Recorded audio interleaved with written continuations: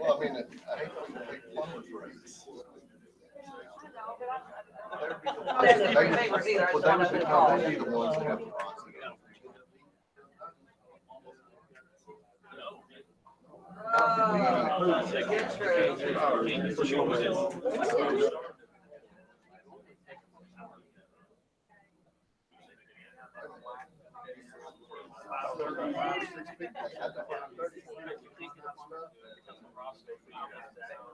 It won't make. It's the dinner time.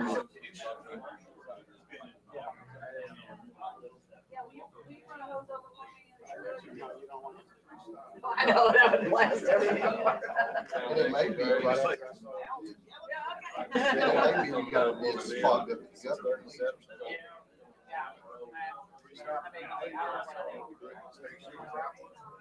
No, almost sunrise.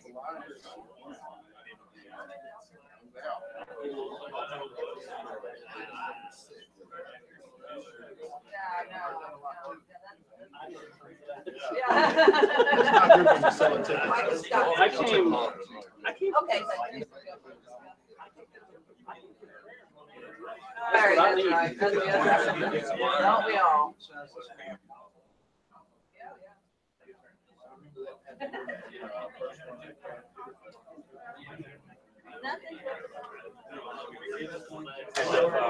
I'm sure about 10,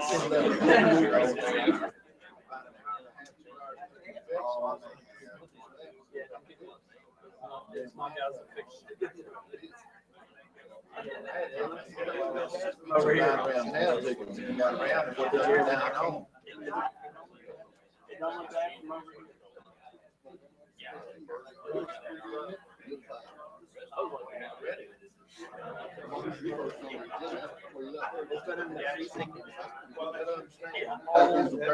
You did something, you did something bad.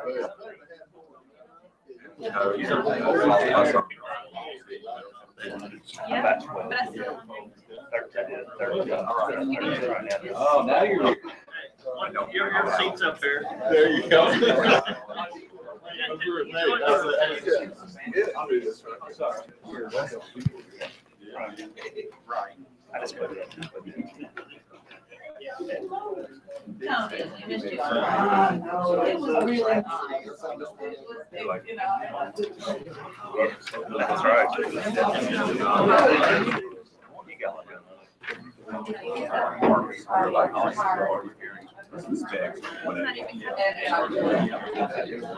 How are you doing? They see you up front with me? Yeah. Okay. I think the limit. Yeah, I don't want to see that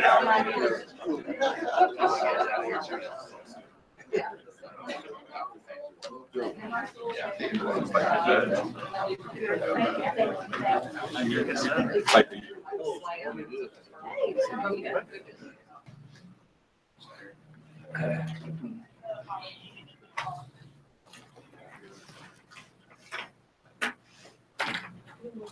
That's it.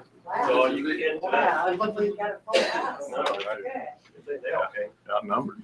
This is the November 13th work session of the Elizabethtown City Council. Terry Schiff will open the invocation. Thank you, Mayor. That word of prayer, please. So Heavenly Father, what a wonderful day we've had today. Thank you for all the opportunities that have come to us today. Thank you for the opportunity to meet here tonight and to conduct city business. We appreciate the opportunity to be here. We ask that you be with us tonight, that you lead, guide, and direct us as we make decisions that we hopefully will make life better for our residents. We ask for your continued blessing on the city and all the employees and all those that work so hard to make it a great place to be. We ask that you keep us safe until we come together again. And we ask this in your loving, powerful name. Amen. Join us in the pledge. I Pledge allegiance to the flag of the United States of America, to the republic for which it stands, one nation, under God, indivisible, with liberty and justice for all.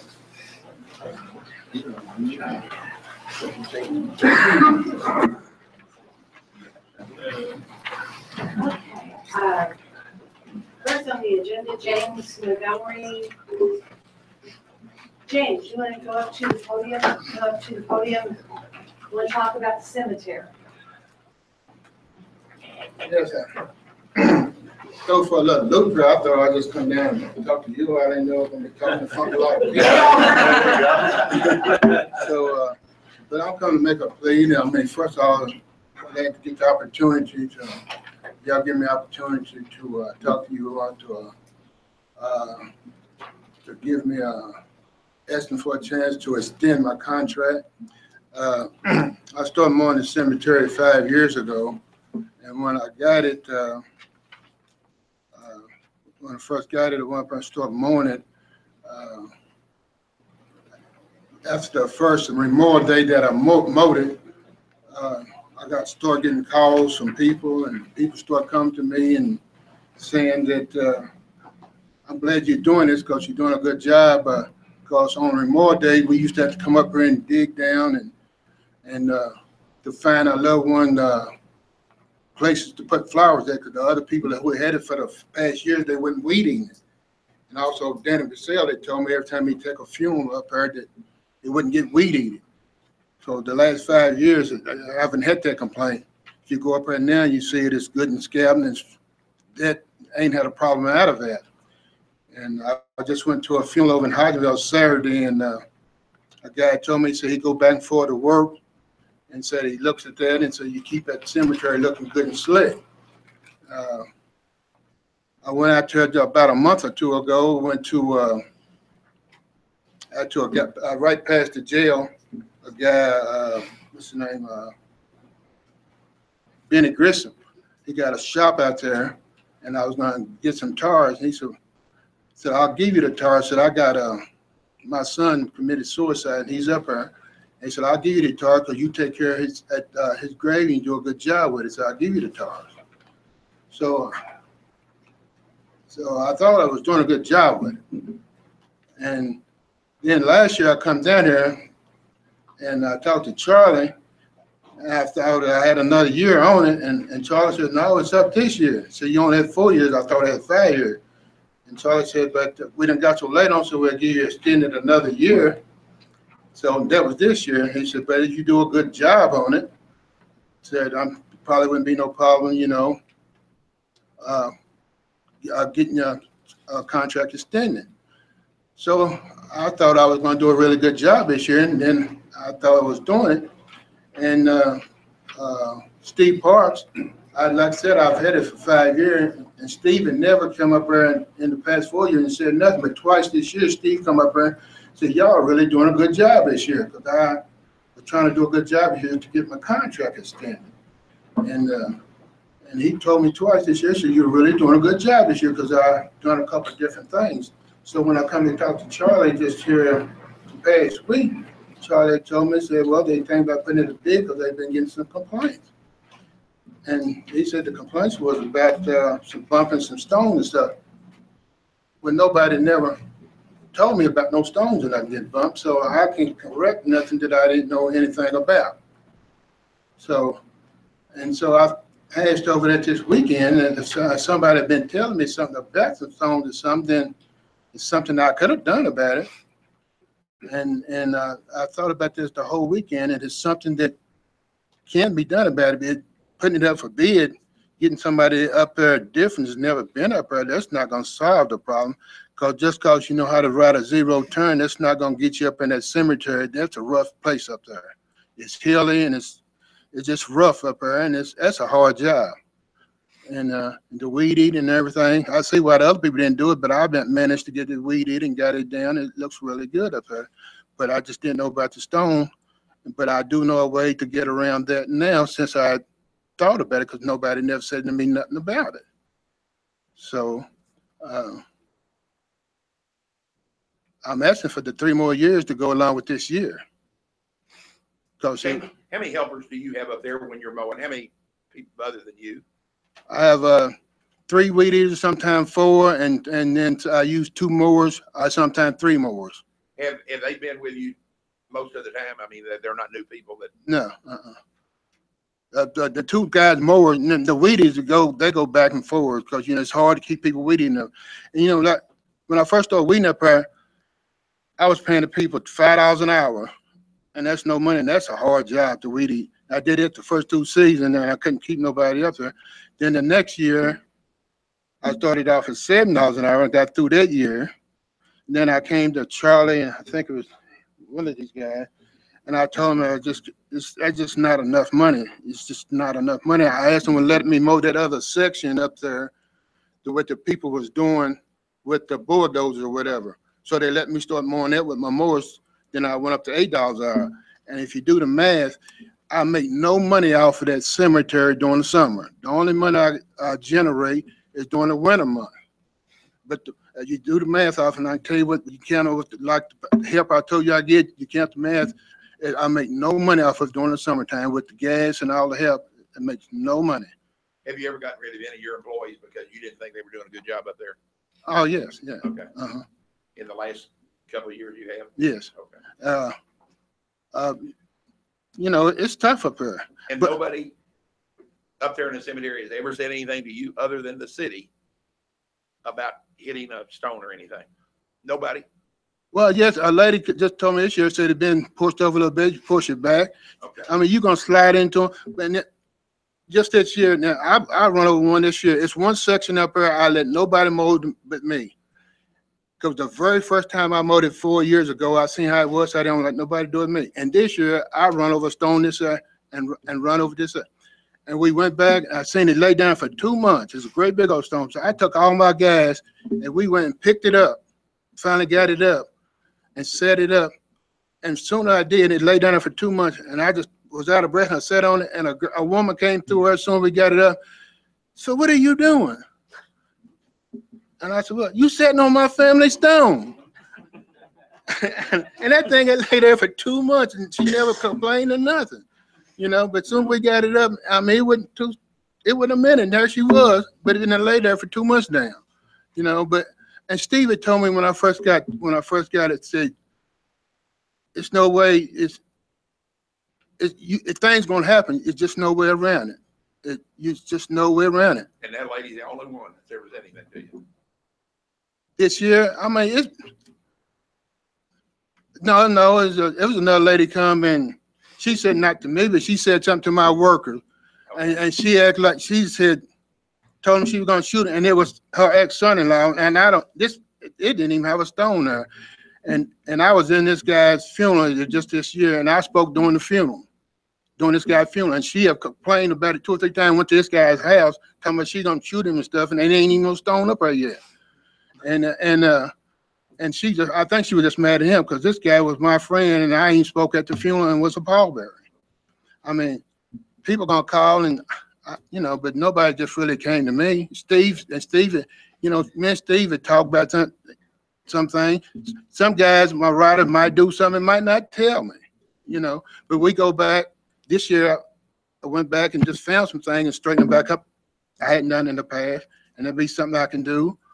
But I did figure out a way to get around some of the hitting the stone. I figured it out. James, I agree with you. And Steve is correct. Sometimes you just can't help it when things are going to happen.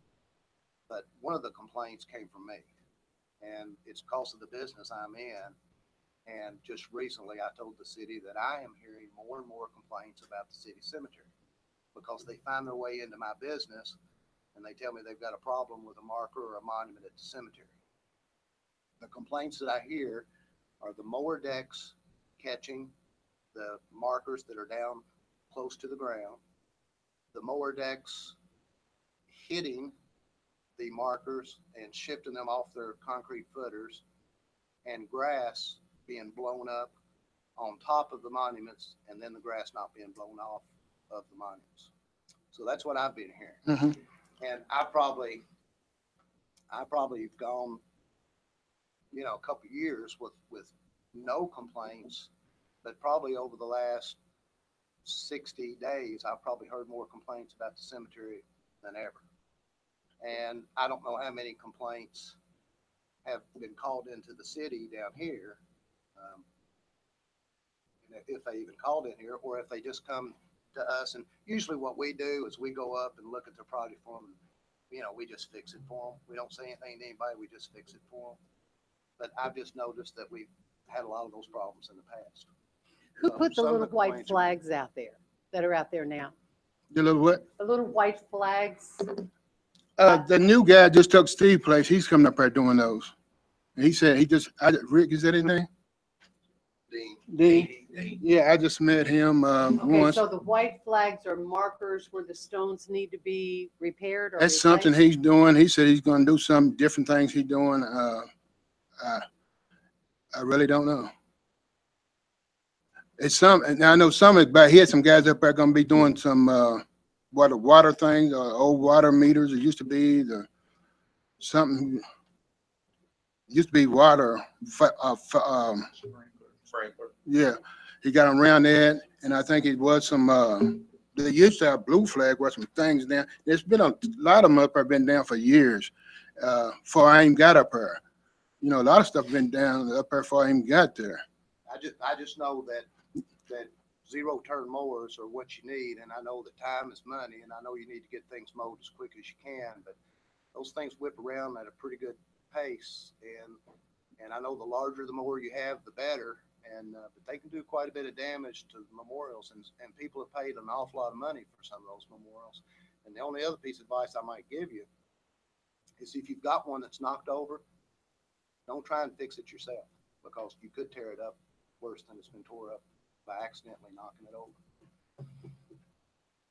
Let me make a couple of comments to add to what James has said about the contract.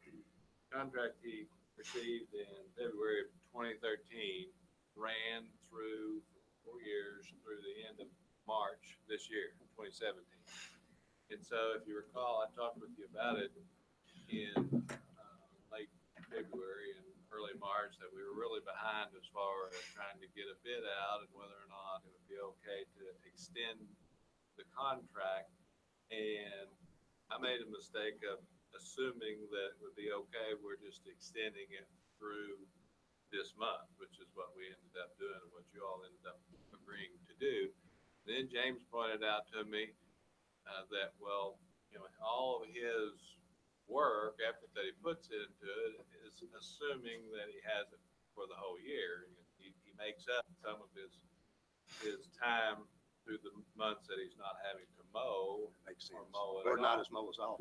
So it was my mistake of just asking you about through the in November. So I would say at least extend it through the year that he said, but then you need to decide whether or not you want to do anything further or whether then the bid goes out. So I would say that much, James. And I didn't tell them exactly what the situation was. Yeah, because that, you know, just like I just explained, you know, 'cause I don't really, if you do the math, I don't make anything doing I it. understand that. But getting back to yours, Terry, but yeah, and let's go back to what I was going to explain to you. But on the grass up on the stone, that's one of the things that I can correct. Because what happened with that is, when you mow, I was going mowing in the mornings, and it's kind of wet up there, and that wet grass sticks on those, and it won't come out. And that's a lot of time when you bump and slide because it's wet. And what I wasn't gonna mow anymore in the mornings. I was gonna let it dry and go in the evenings or late, or make sure it's dry, and that would stop some of the sliding and whatever. And that would stop the grass from blowing up on the stone. I wait till it dry, and the dry grass will just fall off of it. And the other part of it, it has been some of and that's a lot from those, those flat things that's on the ground. That's where they had already been snagging, sticking up. Because if it's already flat, they won't grab it more. We have done some, and some was already done. It's really a tough problem. Even a flat cemetery, it's a pain. And I Yeah, would- if one of those That other one's only- cemeteries out here, you wouldn't have no problem with St. James or whatever, but that's a hard And job. I will tell you this, every time somebody gripes about something up the cemetery, we don't run up and investigate it, you know what I'm saying? Or, you know, and maybe some of the complaints that I've heard are maybe not that serious of a deal. I'm just saying that it helps to maybe raise your mower deck up an inch, A half inch or a something. half inch, to not run as fast and not turn as quickly. And maybe you can put some shields on the deck to where it's, I know you don't have a mulching mower, but maybe you can put some kind of a shield there to where you don't have the discharge. Maybe that would save you time and you not have to come back and blow the grass off of them. And so those are just suggestions. I will say this, I've been around cemeteries and monuments all my life, it seems like. Taking care of a cemetery is a thankless job, and I realize that. Because 100 people can drive through that cemetery to pay their respects, and if the cemetery looks great, not one of them will stop you and tell you the cemetery looks great. But you come around Memorial Day and let the cemetery look bad, and they'll all be on you. Because that's just Well, what it James, at is. least you know you're covered through the end of this contract year. Mhm. You got the job through competitive bidding, as you remember that. And I think we have to bid it again at the, you know, Have to decide at the whether, end of we that. have to And vote or you will do well. You have done a good job. That's how you got it this time. Yeah. So at least, I mean, you're covered through the end of this Right. season. Well, the only thing I would say to that, that's fair, you know, but the guy had it before me, he had 2 seasons, I mean, 2 bidding thing, and he was able to keep it with all that non-weeding, and I just thought I'll be able to keep it too, and was taking care of it better, as good as I was. And I think you will fare well. I think you will fare well. Okay? Thank you, James. Mhm. Thank you very much. We're going to change the agenda just a little bit. We're going to have a planned certain discussion now led by Charlie Bryant. Some of the council members had insisted that the planning and engineering and stormwater engineering departments come up with a new plan certain, what about plan certain plan? So Charlie Bryant's going to start this discussion.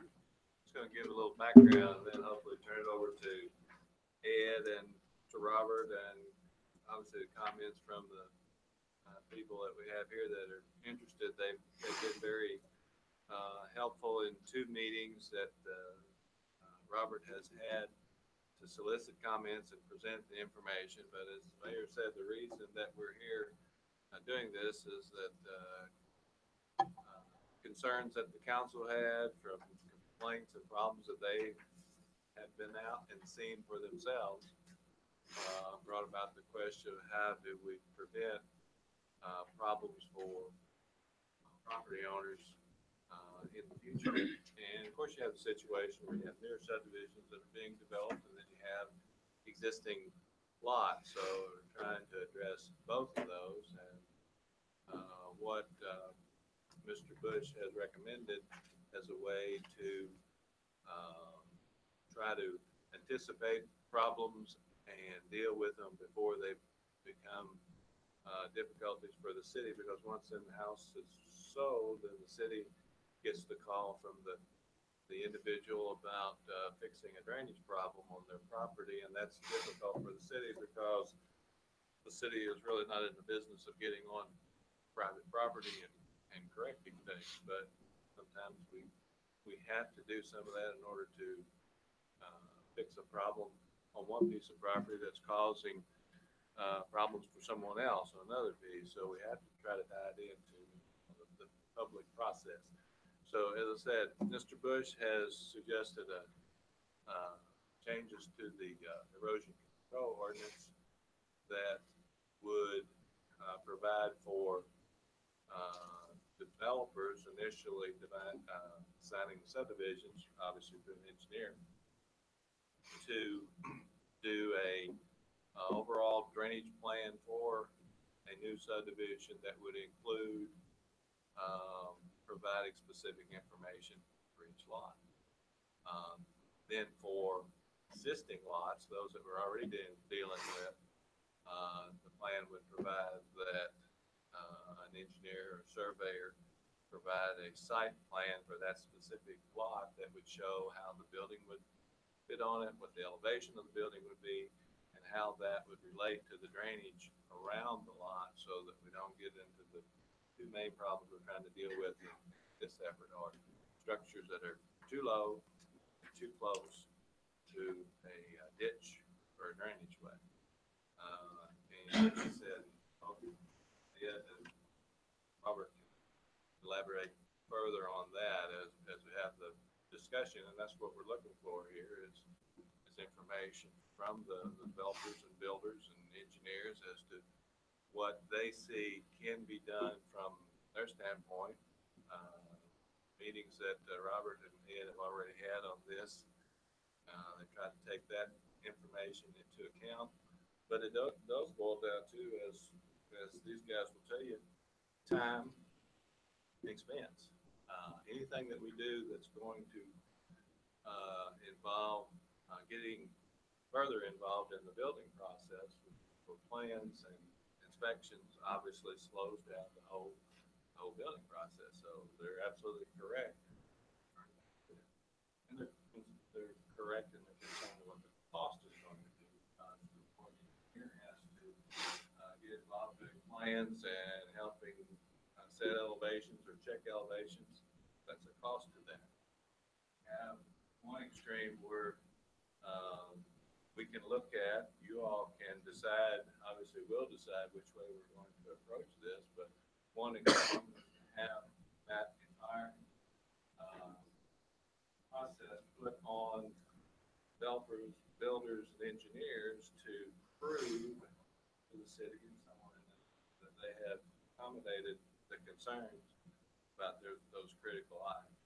Another way is for the city to hire additional people, because it would require some additional inspection, or at least on that end, to go out and physically check all these things and keep track of it as it occurs. So there's cost one way or the other, so they would pay for it. That something that you all need to be concerned about.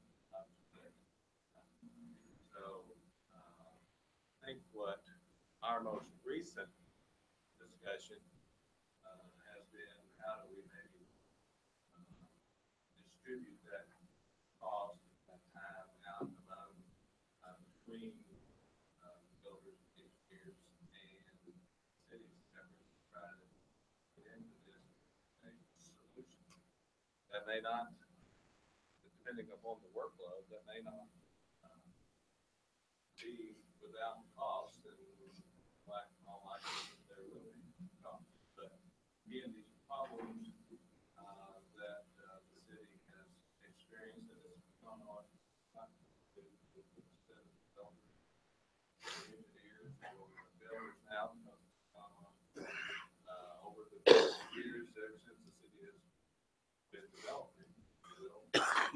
Sometimes you get problems where structure is with the drainage in the way the drainage dissolved, and sometimes becomes significant effort part of the property owner at that time. Again, what council has said to us as administrators is find a way to deal with these problems before the problem, and that's what we need. I'm going to stop there. Maybe you want to add anything? Well, just that, what we had talked before at the first meeting with the builders, 99% of builders and developers are absolutely awesome to work with. But there are some that are not, and that's what's brought us here, is what we've seen in the last several years. And I had no idea. I've only been on the council, I guess, since '99. But my gosh, I mean, you have people regularly coming, several subdivisions throughout the city with, it is now the city's fault because you issued a permit. You issued a permit. You gave them a permit. And I bought the house, and now I've got water in my basement, I got water in my backyard, I got water here, I got water there. You got to fix it. And so I think that's what brought the council to the decision of, hey, wait a minute, we've got to stop. We got to start correcting this before we get this far. So that's my only addition right now, is to let you know where we are and what we can do to solve it, hopefully, if we all work together. And I think that's the way that all this came about as well, except I think the council was under the understanding that this was a relatively not very expensive and inexpensive fix, maybe $100 to $125 per resident or per house. And that's kind of where we started. So, Yeah. I mean, it's become a big thing now, and we never thought that it would end up being a great big thing. We thought that there might be some resistance over $125 per lot, but we thought that that was a relatively small cost to pass on to the end user, the purchaser of the house. And that's the reason why we started down this path, but apparently that's not where we've ended up, so. And I would say, since that time too, Terry, when we originally got into it, we heard the figure $125 to $150. We have heard various other figures up to $5,000, which obviously is of great concern to us and obviously to you all too. Yeah, because So we want to, our objective was to protect the end user, the final purchaser of the house, in a kind of a very non-intrusive, inexpensive way that was not going to put a tremendous burden on anyone. on anybody. Yeah, because we don't want to be not business friendly.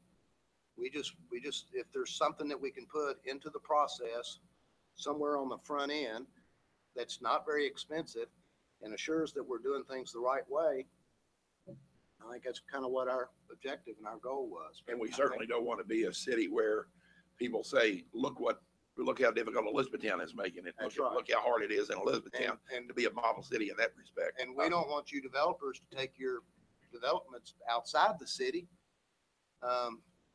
Because of that, we want you to build nice developments right here in the city, but we've got to find a way to where we can all work together on this. So. Absolutely. Interesting because again, we thought that figure was 150. I thought Mike Billings had just raised his billing hour up to get that price that high. But Might be a good opportunity. some of these situations where residents have come to us, the cost purely for the city to fix it is probably 4 or 5 times that amount. So we've got to come up with something. Absolutely. Because the solution to some of those problems are not cheap either. I suggest, hey, these guys Okay. make some comments directly. Yeah. that'd be Okay. great. Don't draw straws. Paul's got to go first, man. Hello, my name's Will Harris. Name of my company is Will Harris Homes. I'm also the president-elect of the Lincoln Trail Home Builders Association. We have over 400 members currently, and I've got some fantastic registered builders here with me tonight. First thing I'd like to point out, council, and thank you for this opportunity. Raise your hand, guys, if you've already submitted a grading plan to the city to pull a building permit. 3. Our understanding was that this ordinance would be adopted Jan 1, was our understanding. So that caught us off guard. We should be given an opportunity. You said a great thing. This should be a team effort before these happen. Absolutely. I'm going to ask Mike Billings to come up. He's a professional engineer. Is he billing? This is not a build service, actually. But I will leave it with this. I mean, we met with Robert Bush last week, Mr. Bush. And respectfully, what he presented to us, the analogy I'll use is neurosurgery for a mild headache. And I understand you guys have issues, but I'll submit to you, they're not all caused by home builders. Some of that's a lack of oversight. I'm sorry, but on your side, stemming back many years. So let's not place the blame on us, but we can work together to a fair solution. We can do that, Mr. When you Billings. say lack of oversight on our part. Sure. Is that lack of oversight of a builder not doing what they were supposed to be doing to start with? No, that's a development that's being put in. Pre-plans are submitted. As-built should have been done at the end and they weren't. And I can drive you all over the city and show you proof of So that. again, it's the city's fault for not regulating a behavior that a builder submitted to us that they were going to do, A developer. a developer. Yeah. And then as the builder, we come in, try to make round pegs fit into square hole. It doesn't work. Well, Sir. Explain to me, what do you mean by an as-built? Okay, so the pre-development plans are turned in and we show grading plans, street and drainage, how everything's supposed to work. Like for a subdivision? Right. Okay. And I'm going to say, I may be wrong, Robert, but maybe pre-2008, a lot of these subdivisions were not being properly inspected. Guys were doing whatever the hell they wanted to do out there. Utilities weren't in the right spots. Retention basins weren't big enough. There's supposed to be a pipe here to send water over here. It wasn't there. Well, guess who's picking up the tab on those as they build? The builders are. We're trying to retroactively fix these things because the city didn't do their job. Now, look, there is some blame here, okay?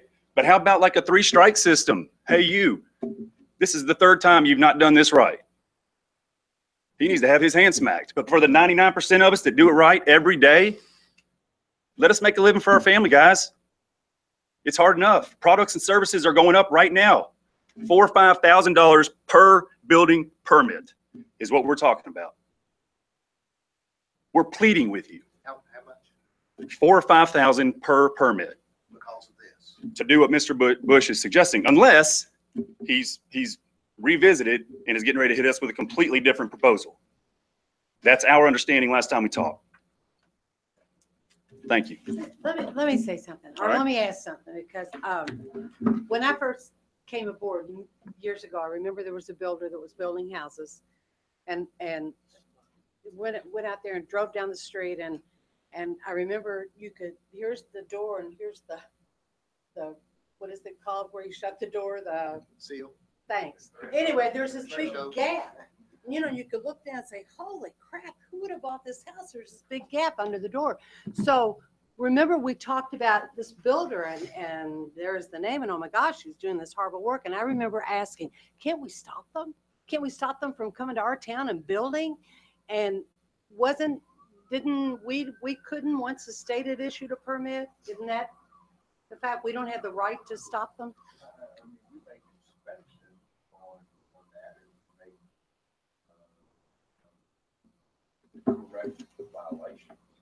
I mean, like Will saying 3 times and that's it. Do we have the right to say to a builder, all right, 3 times you're building shoddy houses and you're out of here? I know who does. The Home Builders Association does. We can tell him, you know what, you're doing negligent work. We've had enough, you're out. So that's what I was curious. I didn't think the city did, that we have the right to do that. Is that what you said to me before? I don't know that. That's, I mean, we have to handle things on individual permits and processes. I don't think you can say, you didn't build this house correct, so I'm never giving you another building. No, ma'am. Okay. Yeah, I think it goes more to licensing. You know, I think you're exactly right. I mean, because, you know, we can't, it's not like we can file an injunction to stop somebody. You would hope that the next, maybe they've learned their lesson, the next house might be well-built, you know, I don't know, but it does go to licensing. Yeah. Well, and we're gonna listen attentively to the proposal that, you know, again, maybe there are some changes that he made. We appreciated the fact that we had a seat at the table with him last week to make some suggestions. My fear is that his mind was made up long before that. And that what we're gonna see is an exact copy of what he submitted to us, even after hearing all of our concerns. That's disheartening as a home builder to have no consideration whatsoever given for our industry, when that's how we're putting food on the table. That's disheartening. I hope I'm wrong, guys. I do. How many meetings has the city had with the home builders? 2. 2. 2? And that was at our request. I mean, that's something we'd like to start doing more often. Yeah. And so those meetings were to let them know basically what we're talking about tonight. I'm sorry, we actually requested, because we had heard that it was coming through the grapevine, that there was something coming. And so at the home builders, we decided to be proactive. We called and set up a meeting, initial meeting, had it in the home builder's office, and then at the lake council decided to do something on there. Second one, which had, or we've actually had three. We had one at the office, and we've had 2 here. So they actually had two. The first one was just that, this was brought up to our attention. It was published there. Had two, Aaron was here, and then we had the second. I think Mike's going to address, you know, you have the home building side, we have our concerns. You have the developers. I wish Tim Allback was here because he had some great ideas and thoughts. You know, that's going to cause problems for them. And then you've got these professional engineers, they're scratching their heads thinking, well, we stand to make a lot more money with this. I mean, there's that side, but the other side is how in the world can we even accomplish this? I mean, it's just not practical, guys. And I think he's going to prove that to you. Look, it's nothing personal with anybody. I always get nervous coming up here that I'm putting a big target on my back. I promise you that's it. I like these guys. We enjoy working with them, talking to them, all those things. But when we meet with them, we just feel like our value is not important. It's tough. Okay. So we just ask that the council consider it. Thank you. There you go. All right. Poor Mike. I don't know if I can- Man like that, man. I don't know if I can follow that or not. I'm Mike Billings with Engineering Design Group, and I'd like to thank the mayor and the council for hearing me tonight.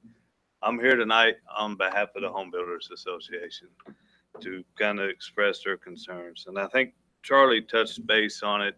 The two major issues we're looking at is time and money. We can look at the time or the money part first. I guess you all have a copy of the ordinance. Section 5 is on page 8 is erosion prevention and sediment control plan. There's 5 items under there that should be shown on the plan. So, I mean, I'm sure most of y'all are very familiar with those items, but I mean, those are just items that are just on the erosion control plan. And if you turn to section 6, paragraph B, it gets into all of the requirements that are shown on a grading plan. And if I understand the ordinance right, a level 2 permit is anything less than an acre of ground and more than 600 square foot of disturbance, which is going to cover most of your single family homes. So just to give you some background on the time it takes to do this, it's about a day's worth of work to stake the building and do the topographic survey and shoot in everything that's got to be shot in to present these items in plan form. So that's a day's worth of field time that the field crew's out there surveying. And then at best, it's a day and a half worth of time of an engineer to put all the information together and prepare the grading plan. So, and then you've got some drafting and some correspondence back and forth. So relatively speaking, you've got 3.5, 4 days worth of time to create the first grading plan. So therein lies some of your costs, the $3,000 to $5,000 cost. That's more like a $3,000 cost depending on the lot. I mean, one of the big things that has to be shown is the existing topography of the lot. Well, if the lot's wooded, I mean, that could be a 2 or 3 day process for me to get topographic information on that lot because I'm working amongst all them trees. So, you know, then do you clear the lot before you do the topo, which kind of goes against the erosion, the EPSC plan. So you got to rub there. And then on the end of this, to do the as-built afterwards, you're basically doing the same work all over again. You're doing a topographic survey of the lot, and you're preparing a plan sheet for it. So that's going to be a little less expensive than an initial grading plan, but it's still, you know, a day's worth of field time and a day or two worth of drawing in the office. So I don't know where the $125 to $150 came from. But, you know, in the meetings we've had, I mean, realistically, you're looking at a $3,000 to $5,000 cost per home. And then you've got, that's the cost issue, which, and that's put on an engineer, which there's not too many of us around here. So it's like Will said, I mean, this is probably, I'm kind of talking out of both sides of my mouth because I'm here on their behalf, but also, if you don't require this, then I stand to lose a lot of income. So that, I guess, goes to speak to what I, you know, how well I feel about the home builders in the area. The timing is the other issue. I mean, obviously I can't gear my business to where when somebody calls me up to go stake a house, I'll be out there the next day and the following day I'll start working on your grading plan. So, you know, it's about a 2-week process. By the time I can get them scheduled in and get the drawings turned into the city, then the city has to review that and get it back to me before they get a permit. So realistically, you're looking at about a month before the guy can put a shovel in the ground and start digging a hole. And then you got kind of that same turnaround on the end, which comes after the CO has been issued to do the as-built. Well, and you guys may correct me if I'm wrong here, if these guys are building a custom home, pretty much as soon as the CO is granted, the homeowners chomping at the bit to move in. So it's going to make it difficult on a custom home to say, well, you can't move in till the surveyor or engineer gets out there to do his work and gets the city the as-built. So again, you could be looking at another month. So if you take, these guys have said, if you take a regular normal size house, it's about a 4-month construction process. So now you're looking at a month on the front end and a month on the back end to that 4 months. So you turn that 4 months into a 6-month time period. And that doesn't even bring up the fact that banks factoring in the equation with, well, I couldn't close today because the survey wasn't done. Well, I can't lock in your interest rate till this is all done. So, you know, some homeowner, you know, the interest rates may go up, which I know no one has any control over that. So, I mean, that's, you know,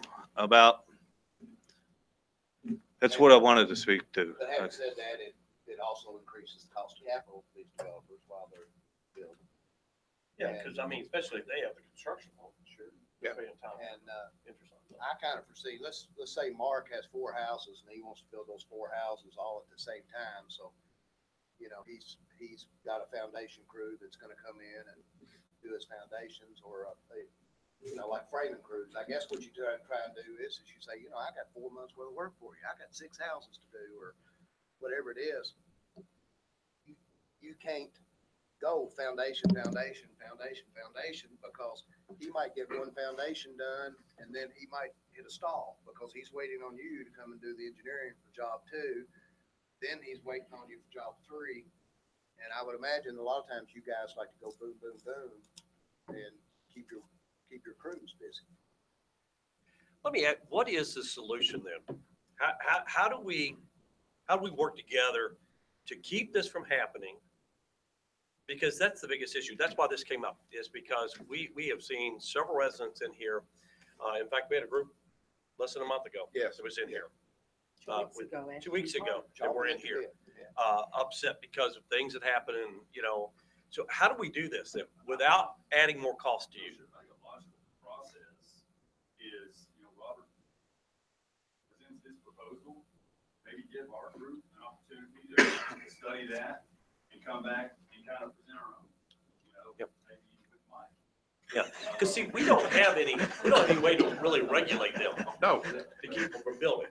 You all say, you all through your association have that, so what does that look like? Oh, you mean the builders? Well, yeah, Yes. or how do we, put this together so that it works for both? So what I meant was, we actually do. Yeah. I think we do have the authority, if a builder is not throwing a line out there, we have the authority to basically kick him out of the home builders. He would no longer be registered. And that carries a lot of weight. Most of the banks here in E-Town, they won't trade with you unless you're a registered home builder. I mean, that's a big thing. One of the things I heard was water's in the house, that's already, at 10 feet away from the house, you're supposed to have 6 inches of fall. So that's an easy measurement that somebody could do, 10-foot straight edge and a level, come out and measure, at 6 inches, if it's level, you know, you got it. It's in the code, they used to check it. And you can check that, it's already in there. And the regulations we're talking about, we call around the state, legal doesn't have it. So, and I'm sure everybody's complains, but we call around the different home builder organizations that here. You called, Right. we talked to several at the state level, we couldn't find. They do have as-built in low lying areas, just like everybody. But, the gutter systems are supposed to be away from the house. And that's why the code book is as big as it is. You know, if you look at it, I guess it's just enforcing the code. So what was that again? 6-inch drop? Was it? Your 6 inches, it 6 should always inches. be from the house, you're supposed to maintain, 10 feet away from the house, 6 inches of wall away from the house. Your inspector is doing, I believe, if he's checking. But that's something our inspector checks. Then he should be checking, and then so the ones that are coming in older houses, they could be somebody that's moving dirt, they're blaming the builder, but say, hey, oh, we put a pool in, or, oh, by the way, well, we wanted a level area here, so we decided to build a drilling area, and then they don't watch it, they do a home, they put a home patio in, and oh, by the way, it has negative slope, meaning that the water's going towards the house, not away from the house. And so how many of the issues are there? Water in a basement, first thing I'm gonna be looking at is gutters. Right, if you're on the Foxborough, I'm looking up how many mature trees are there that have leaf relief. Is the water coming in and dispersing away? Because I can tell you, you can fix, whenever somebody tells me in a house or the basement is leaking, first thing I do is where's the downspout at the house? And it almost always goes right there. I know it's not properly draining. And I never will forget, I had a friend that had an older house, they have got my basement keeps flooding. They want you to build a moat all the way around my house. I come to the house, I say, why don't we start with just fixing the gutters and see where that goes? You put $100 in those gutters and never had enough leak. So sometimes it's common sense of just looking around, finding the issues, and everybody wants to blame us. But maybe, just maybe, there's a few of these that are just there that happen because of somebody did some work at their house and they didn't know what they were doing. Because everything they do has an effect on something else. Sometimes it's always when you hear somebody complain and they go, well, we've got a problem here, you don't always necessarily want to hear just that I've got this problem, or I took a picture, look at all this water, it's horrible. Yeah, but what caused that? What really caused that? And that's where you need to find out. It's not the builder did a bad job, the threshold, it could be they're adjustable. Did they take a screwdriver and adjust it up and make it work? You know, and sometimes it's not a bad builder, and maybe it's just somebody that realized how basic technology. Well, it does seem like that most of our complaints have not been just water seeping into a basement. It's been storm water runoff is what it's been. That seems to be the nature of. But most of it has been water related. Yes. But it's still a storm water. I think some of the things I will hear is, it wasn't like that before this development went in. That's what I hear most. And I even have that with my property. I mean, you know, before, and I was thinking, man, I wish somebody could build something over there to cut down the kids being in the woods and doing whatever they were doing. Well, now we have it, but now we have water. So I think that's where we get the complaint of, well, why did the city approve that? Or why did y'all let this happen? Because now all of a sudden we have rains that we may not used to have like we had before. But also remember Dexter saying they call this Severance Valley for a reason, it floods. So I think that's one of the biggest things we're hearing, and is, for me anyway, is it used to not do this until we allowed this development over here. And I don't know how we can, that medium of the development. I never will forget that, so, heard of this story, I built a house, over, on Henry Street, a lady, lived on 4 miles, and she come up, she said, I've lived here since 1964, and I've been battling this water, and then all of a sudden, it went away for a week or for a couple of years, the water was diverted from Long, we diverted the water where it went in, water, the city had put in a drainage system underneath the road, it went to her backyard, it ran in. And I'm from West Point, my uncle was there helping me at the time, they were from West Point, she kept telling us about how bad it was, and I just wanted to go, man, I guess I live water and I moved out. Yeah. And I never had to worry about it again. And you just gotta go at some point, but she tried to put it on me as the builder. And but then she acknowledged she had battled that since 1964, and those houses did not exist there. And it's just as a matter of fact that the water was actually, her backyard had a drainage system. It ran, it was doing what it was supposed to do, and unfortunately, it wasn't anything we did wrong. It's just Right, and that's what I'm saying. I think it's a matter of, water. that's where I'm thinking maybe too with the engineering or how we can fix that or guide that, how we do that. So there are other municipalities that look into what would be planning and zoning. It's a very common practice to have finished floor elevation established as you go into your building. It's our benchmark, here's where you need to be. Of course, you know, there's a lot more that goes on with grading.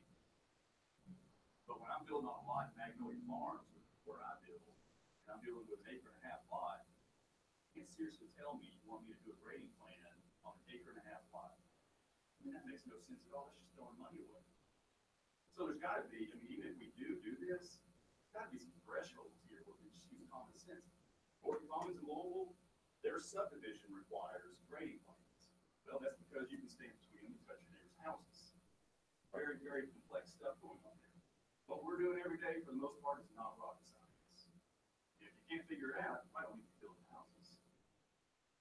I'd be all for you all coming back with a proposal. I would too. To make this I work. would too. Yeah, We want to partner with you, you know. and we don't, I mean, Will, you said $4,500 per project, and Mike agreed, said it's time and money, and he said $3,000 to $5,000 per project.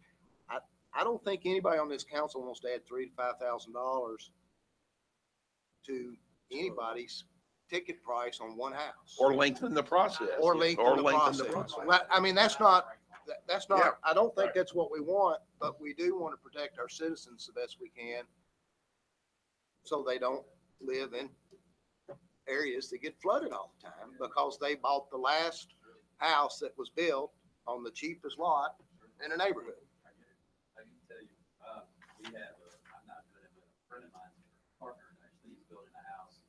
Went through all the grade planning, got pushed back about 3 weeks. And I just was over there this morning and full of water, and, the time he lost, we had dry weather. Now he's got a basement that the forecast is rain Wednesday, Thursday, Friday, I believe, and then next rain next week. Well, now he's being pushed back because of, again, the time frame it took to get everything in was roughly a month. So he lost October, which is historically the last month of the year. So when he thought he was going to have prime time, actually now he's going to go in, now he's probably looking more December. So now that process is costing 2 months, and that's from October, and now he hasn't even gotten to the finish of the asphalt. So just to keep in mind, it's not only now he's got complications with weather. Well, I'm like Marty said, I'm willing to sit back. There's not a builder on this council, regardless, we may think we are. There's not a builder on this council, and you all know better than we do what the problem is and how we can work together. And I'm willing to sit back and say, we want your all's input, and then we decide on the plan. I'm willing to do that. And since we can't, bring upon any kind of charges, or we can't really do anything to the builder, we can't say, we're not gonna let you build homes in No. Elizabethtown anymore. The Home Builders Association can inflict some pain, okay? And you all might want to think of some ways that you could inflict more pain. Do what? I don't think they could really stop somebody from building. What does that mean? I'm sorry. They can't build under our. Right. Right. Yes, but what I'm saying is there might be some builders out there that are saying, "Phooey on them. I don't want to be part of their group anyway. And I'm just an independent builder," right? So you all would, well, that's what I don't know. That's what I'd Isn't that a like to. requirement, Ed? Is it a requirement that they be a licensed builder? No. See, so that's the other side that we got to. That's another one. That's a conversation for another day. Yeah.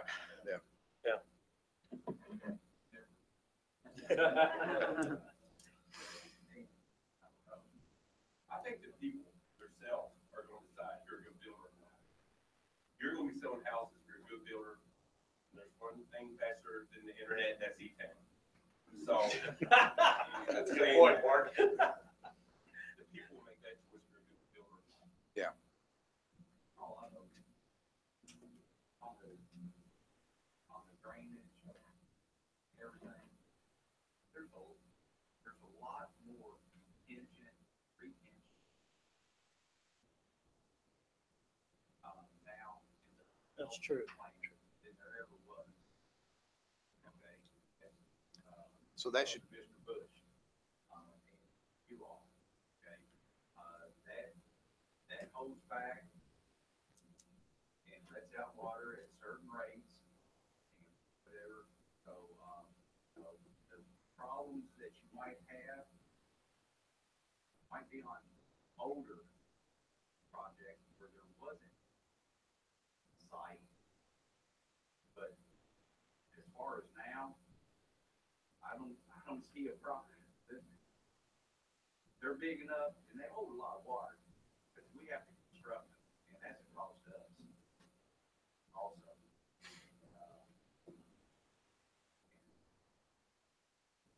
As you all know, you also have to take care of them.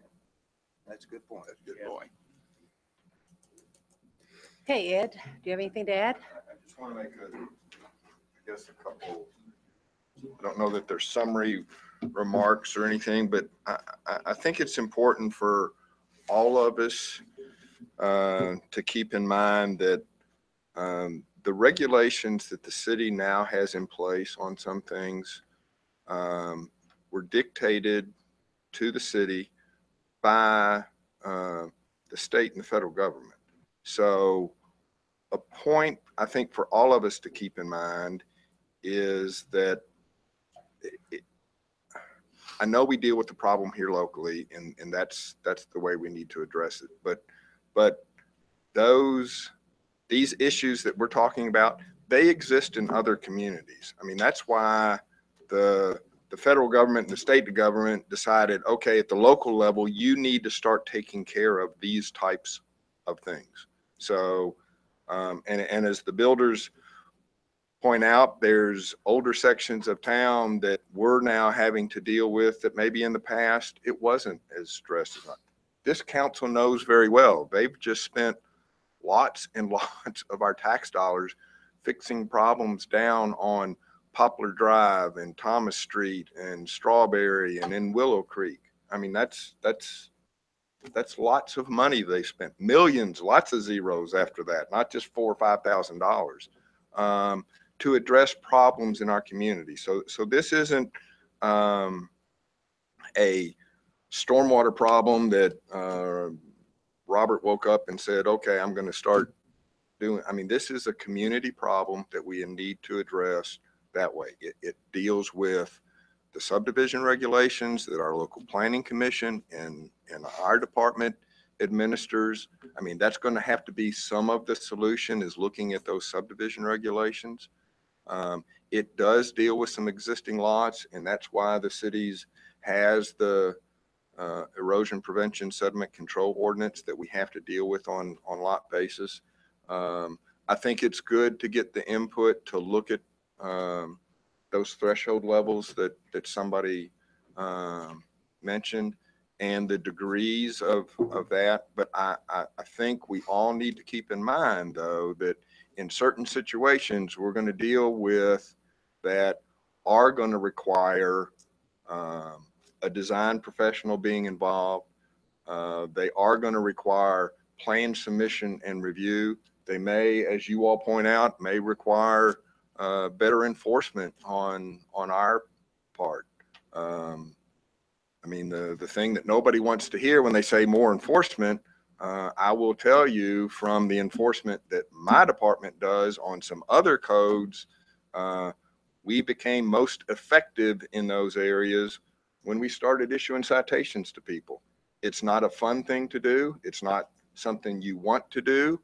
But I mean, I think you guys are here because you're concerned it's going to get in your pocketbook. That's when people start correcting things, is when the city says, okay, we are drawing the line. We're serious. As Will pointed out, you got your third strike, then you're getting a citation now. And I think I hear what from you guys is, okay, city, if that's what you have to do to those certain segments that aren't doing it right, okay, we'll get that support. I hope 6 months from now or a year from now, when we issue that first citation, that we get the same support, because it's, you always don't. But like I said, that has been a change that I've told the mayor and the council about in the past. And when we issue the citations, I mean, we had to develop a policy for how we foreclose on property when we have so many liens on it. I mean, and folks, there's properties that my department has foreclosed on in the last year, probably 10 or 12, because we've had in excess of $10,000 worth of liens against property. So enforcement is something we're going to have to be ready for. I mean, the dialogue is fantastic, but I mean, we all need to understand that, I mean, we don't have very many avenues available. I know the builders have talked to us about the city taking more responsibility in some of that. I think this works best if we all take some responsibility and ownership into it. And I think we've heard that tonight, that the home builders say they want to take some responsibility. They want some input, but I mean, we need all that aspect going. I mean, if we do just, oh, you don't have to do this one thing, or you have to do it way over here. I mean, we need to find a way to make sure that design engineers are involved, the builders are involved, and the city is all involved, and we have shared responsibility, instead of saying, oh yeah, the city just go fix the problem, or home builders, we're putting it all on you guys to start doing something different. So I'm sorry if that sounded a little preachy, but that's, I guess, my summation of what I've heard tonight. We would all agree, you know, it's not all the city, and I think the developers, the builders would agree. You know, the system is not working the way it is right now, but apparently it's not going to work the way that this draft is right here.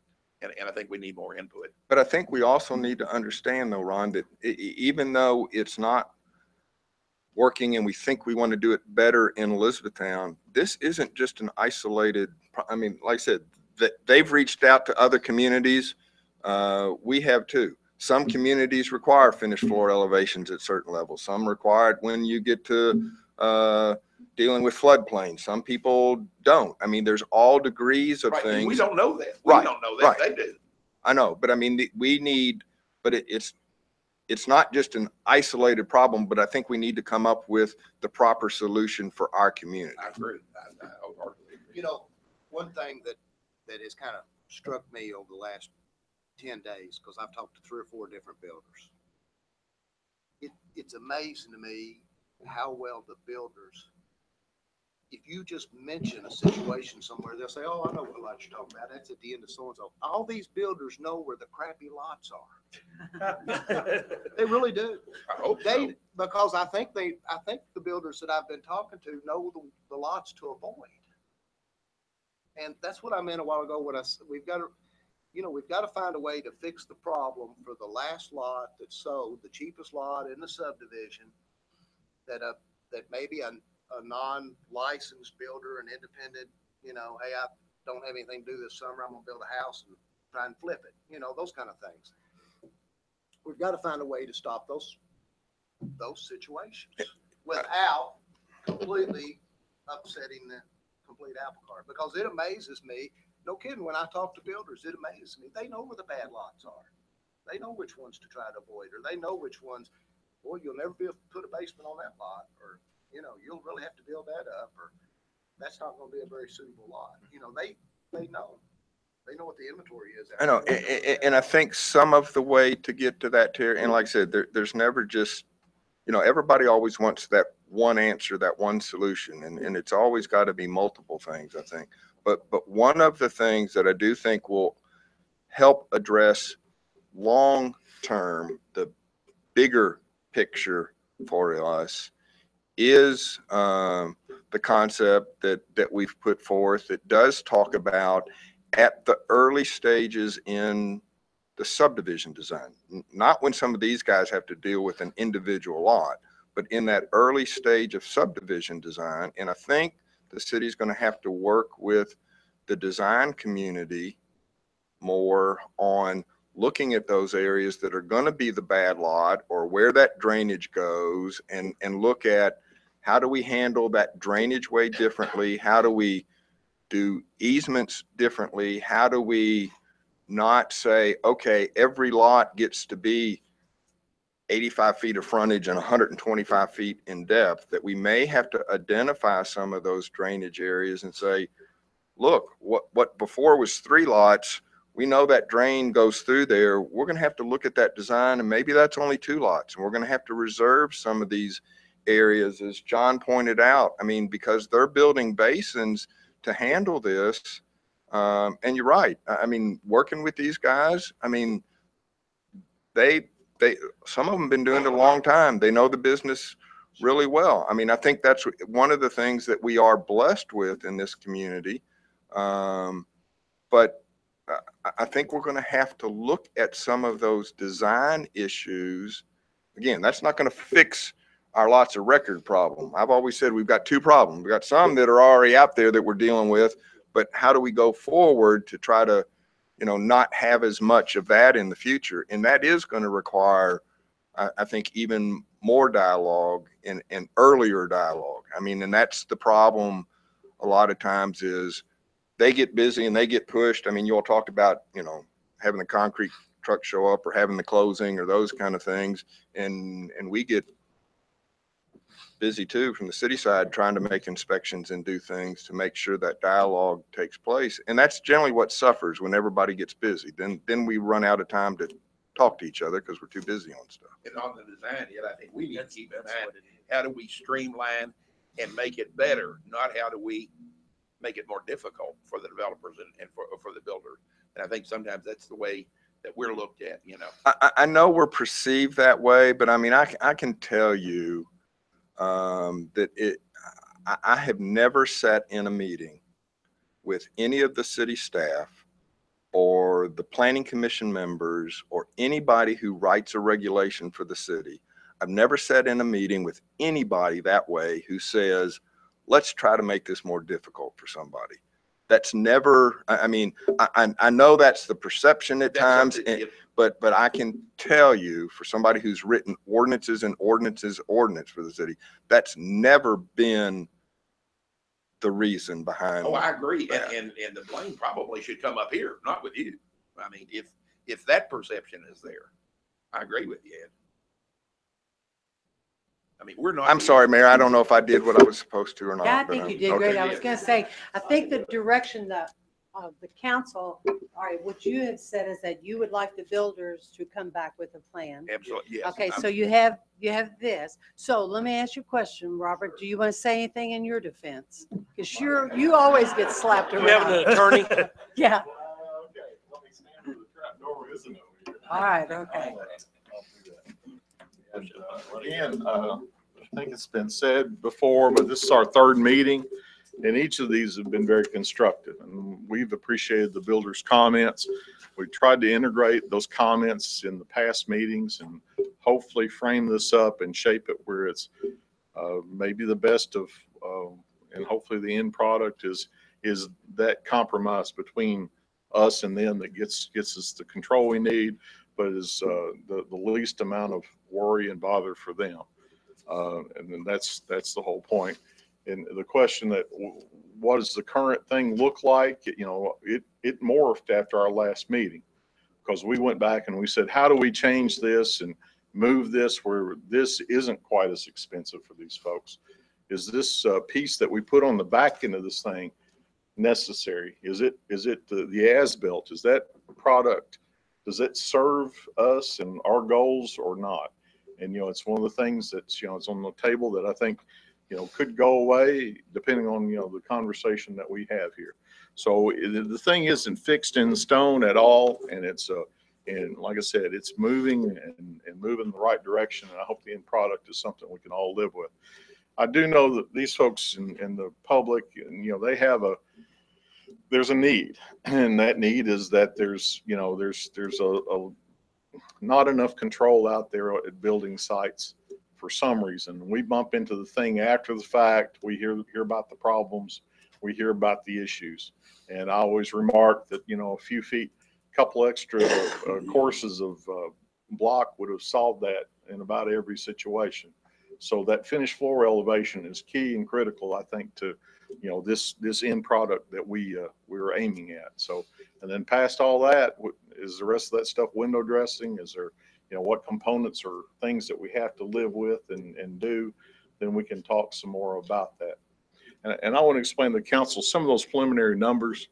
I think that number, that low in the hundreds number, that came from an estimate of trying to look at on a pretty decent sized subdivision. What would it cost per lot to go in there and fix the finished floor elevation in that subdivision?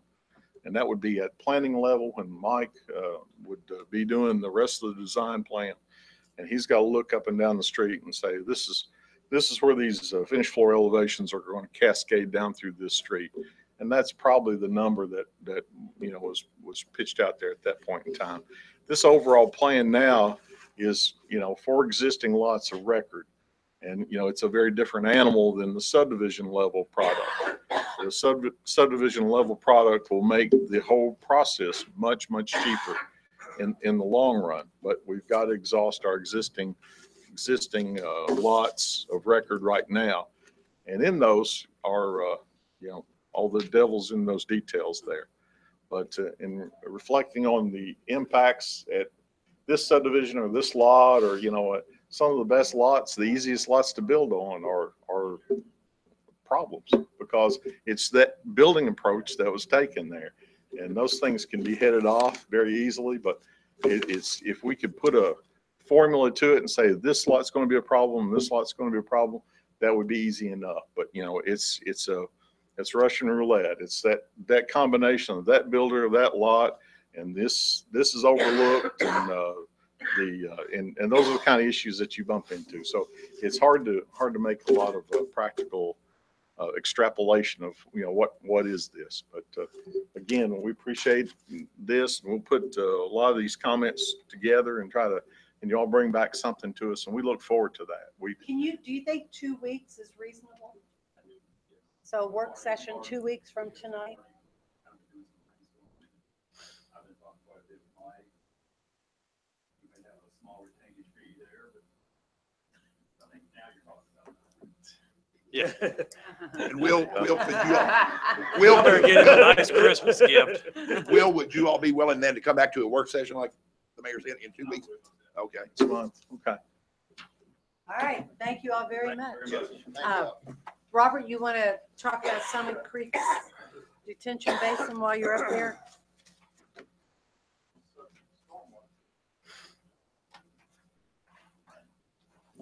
This is so entertaining. You all are going to stay? Wow. That's a good deal. That's a good audience there, Mayor. I like that. This is a project that we have on the table right now, and it's part and parcel of a development. It's kind of in the middle of a development, but it's truly a regional basin that we have along Billy Creek.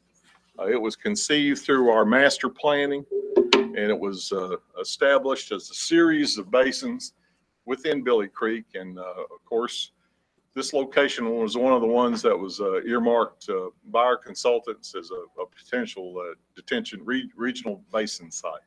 And there'll probably downstream be an additional 1 or 2 basins. And depending on how the upstream develops, much of that is in the county, it could very easily be an upstream one also. You'll find, this is the subdivision that we're currently seeing. It's on the table right now. The basin area is kind of washed out, but it's kind of in this area. But there's a watershed here that is feeding that basin. What subdivision is that? This is Summit Creek right here. On Patriot Parkway. Right, Okay. right. Across from Magnolia Farm. Yeah, there's that. Yeah. But that's about 100 acres, 90 some acres right now. And it's just a portion of that almost 400, well, about a 400 acre watershed. So it's right now we have the opportunity. This is about to receive final plan approval. And what we'd like to do is get started. We're about finished with our permitting. We went through a permit cycle once already with this project, got it all permitted, and then the developer, things got a little lean here in town, and the subdivision didn't take off.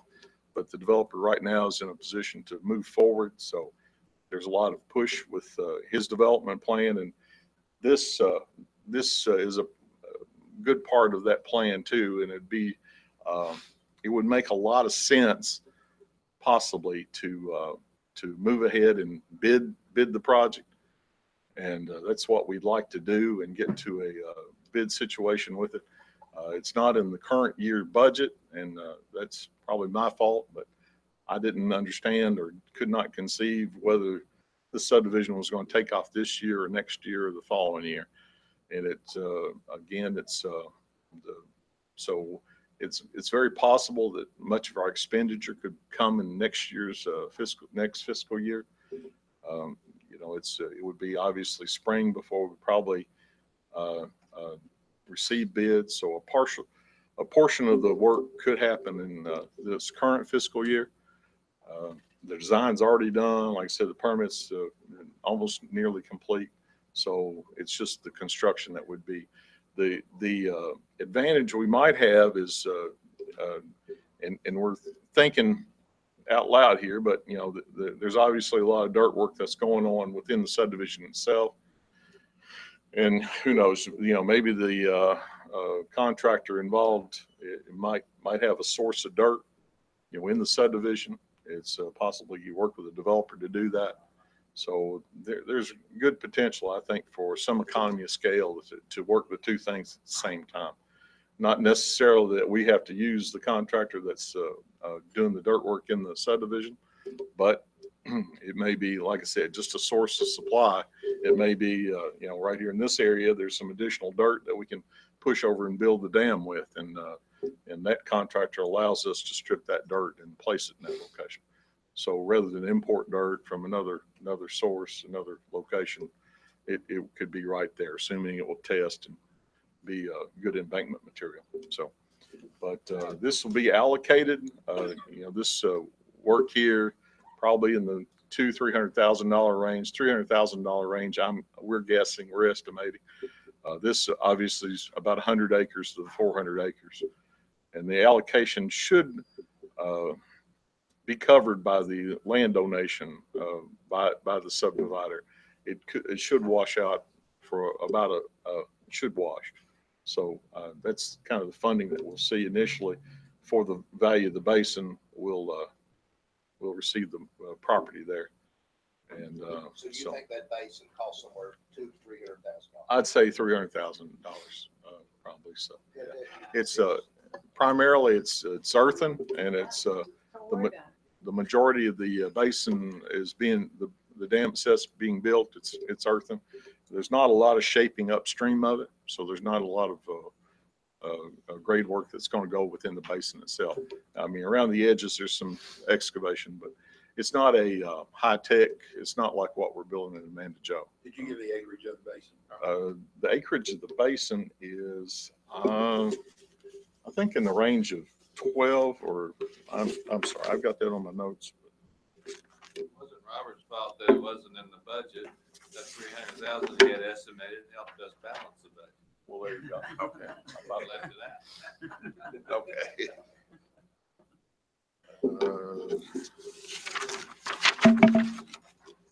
I can get that number for you. I was just curious Councilman. because we talked, you said 200,000, 300. 300,000, and like I said, the majority of the work is just in the berm that's being constructed Okay. and the outlet structure. It may come in less than that, but I never want to, underestimate things because they obviously, nobody needs that kind of surprise. Well, I think he is. I go back to that night, that conversation, I think the first place you went to cut the budget was to Robert. And you cut that right out of the budget. Good deal. I think That's was right. Good. Yeah, as long as it wasn't in salaries, I'm okay. I would say 7 acres too on a basin, Robert. It sounds good. Yeah, okay, yeah. I've heard I that was before. I was gonna go for 9, but yeah, you might be right, boss. I've heard that. There you go. But that aside, we will move forward with the bidding and get our final permits in order and, contract letting probably in the spring. And that way it'll, if there is some economy of, having this dirt here close, then we can take advantage of that. All right? Good. Okay, Robert, explain the difference between basins that are built by developers and this basin that you're going to build. Well, the impact is, developer built basins have an impact for lots that are contiguous to it, that are part of that development. This is a regional basin that reaches outside of the 90-some acres of Mr. Albrecht's development. It has an impact over the board. But I thought we prorated that out. We do. So in this, there's 400 acres. So we all that out on per acre basis, then allocated across all that. But the 300,000 that you're saying is gonna cost, is that net cost to the city or is that, or we get back? That's gross cost whole project. Okay. Yeah. So, by the way, we'll realize probably $100,000.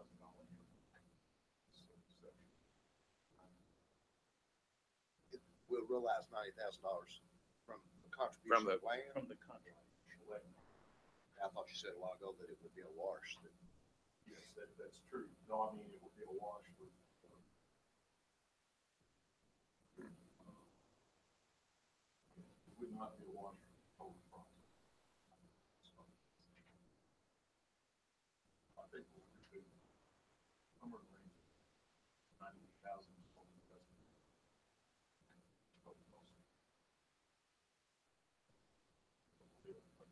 A third. But what we recoup is not in cash, it's in the land. It's in the land. So, our cost in cash is the same, 300,000. Yeah. I mean, if you. No, I get that, but that wasn't the way the question was answered originally.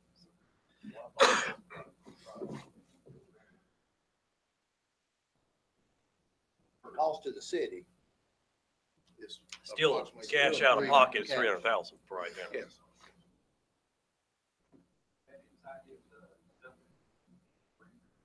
Yes. All of it is? Yeah. Yeah. But you're saying the reason why it's not a developer funded basin or built basin is because it serves 400 total acres. 400 total acres. So the does that one in mean Nicholas Ridge serves how many acres Serves, I don't know, it serves his development. only, as opposed to this? This one's similar to.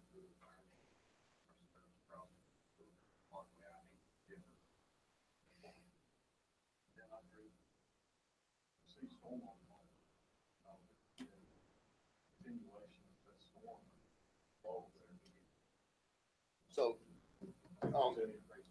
in this here, you've got about 400 acres total. And I just want to make sure I understand because, and therefore, there's a regional basin that serves all of it. Okay. So does that mean the other developers that develop the remaining acreage in there will not have to put any basins in. That means that 400 acres, there's probably 150 acres that will be realized as development. The rest of it probably won't be because it's too steep or too something. So at least 150 acres upstream of us will come to us. They'll pay an allocation for their portion. Of this The other basin builders. that we're Yeah. building. That's what I guess that's what I'm trying to get to. The city then will recover its investment. What makes this regional versus like you give an example about Nicholas, not whether or not flow goes through it. Flow goes through it from other areas, but what makes this regional is this will hold water, detain water from the capacity of those others. What Robert's saying is Nicholas Ridge does not. It only holds what's created within Nicholas Ridge.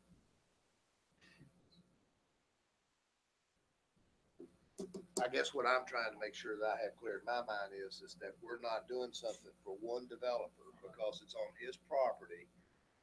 That, in other words, how do we declare one's regional, so we'll pay for it, and this is yours, so you have to pay for it. So I'm just wanting to make sure that there's a clear distinction there. That relates to location. The- Some sites have a greater capacity based on where they are in that waterway than others. Okay, got it? Yeah. Everybody, The thing I said that's a wash earlier, now I may have misspoke when I said it, but the thing that is a wash is the cost of the land is offset by his allocation. Those things are almost a wash. They're very. Okay.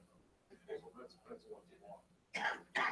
But the council in previous discussions said that they accept that concept as long as it was redeveloped. That's right. Right. If he paid $5,000 an acre, that's what the allocation from the Right. law. Right. And then also the allocation, $5,000 an acre is not $20,000 an acre that he might get selling lots. For selling it, right.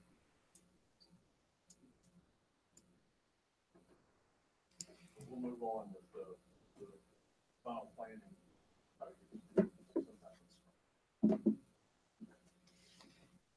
all right. Scott Reynolds.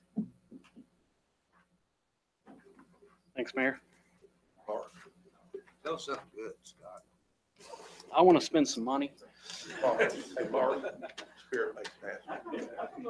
Say goodbye to your son, Mark. Yeah. Good night. Thank you. Okay.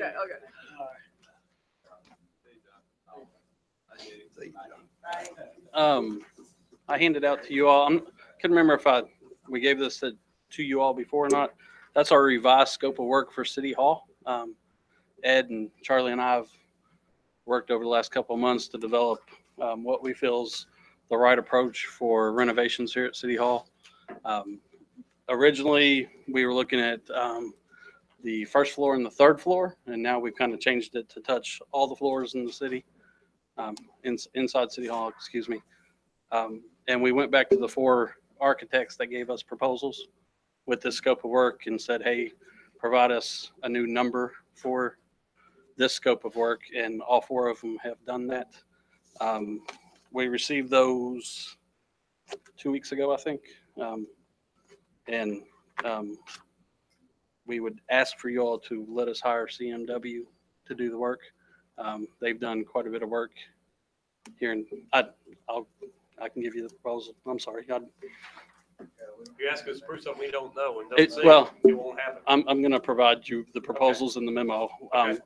Tonight, I wanted to talk about the scope of work, and then I'll give you a memo with that to make sure that we want to make sure the scope of work's correct first before we give you those. But I'll provide all those to you at the end of this week to bring you a municipal order next week. So we feel it's a pretty good approach to City Hall to fix the issues that we're having. First on the list is the leaking issues that we're having inside City Hall. That's coming from the facade, and also the basement is leaking as well. the basement leaks first in City Hall, so we really need to get that fixed. And then it moves on up to the upper levels and leaks as well. We want to renovate the bathrooms in the basement. Some of the folks on the first floor use those bathrooms exclusively, so they're a little damp and dark and need a heavy renovation down there. Because it's warm in here, we want to upgrade the HVAC as well on the second floor and the third floor. We're having a ton of maintenance issues with these units, so we'd like to redo something with those. Repair drywall, paint, carpet, add security.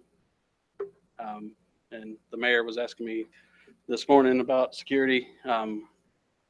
We want to add security, but still make the building inviting. So that's what we're going to try to do. That's a tough compliment to do on those two. We still want the building to be inviting, but we need to add the security.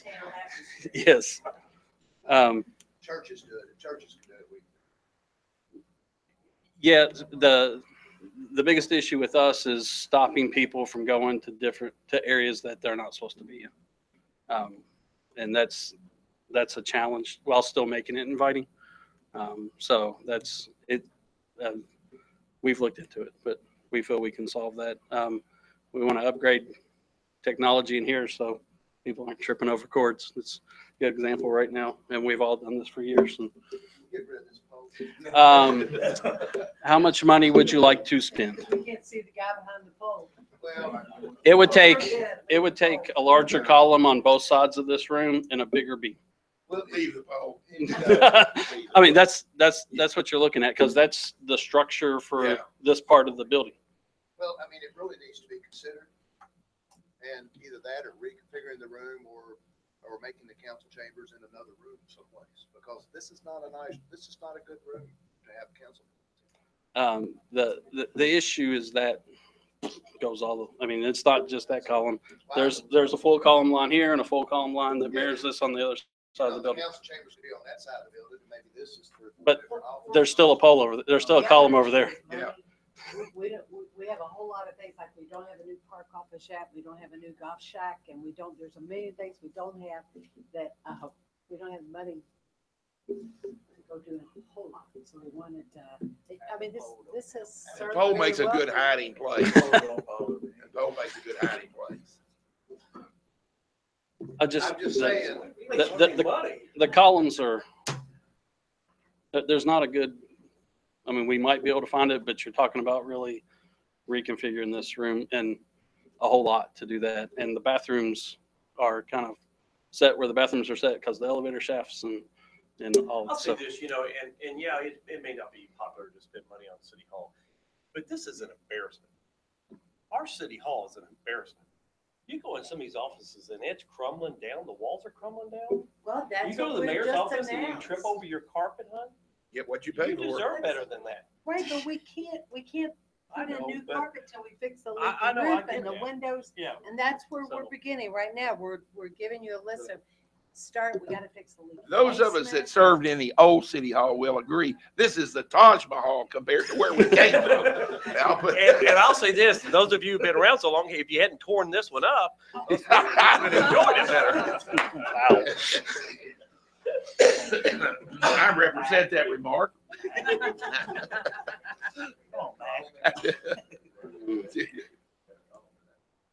We used to have fire trucks next to us, but it's the old City Hall. We need to do better. I mean, this room is just not a good room. It's not equipped to have public meetings. I think it's good. Robert gives a presentation up there like he did a while ago, and nobody back there can see.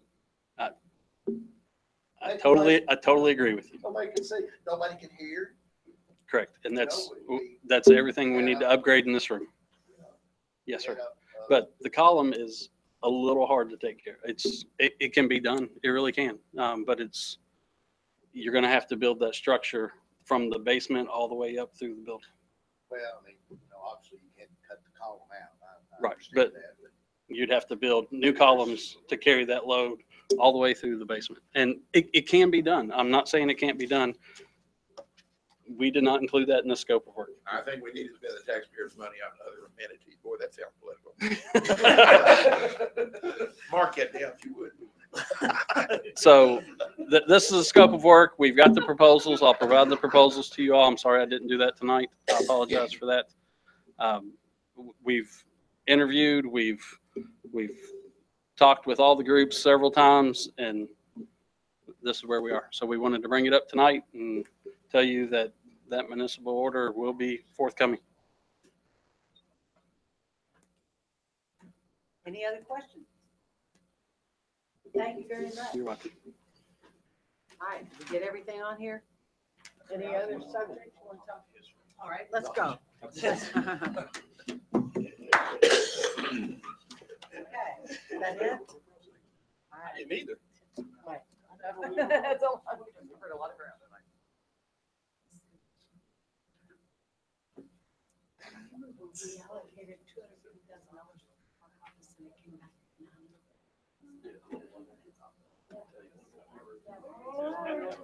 I'm happy. I'm happy. Man,